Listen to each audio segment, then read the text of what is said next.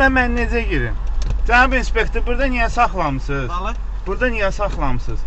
Mən 1.1 xəttini tapdalamalıyam sizdə. Bəli. Mən 1.1 xəttini, bax ora keçmək istəyirəm, düzdürmü? 1.1 xəttini tapdalamalıyam, cərimə yazacaqsınız mənə, düzdürmü? Hə.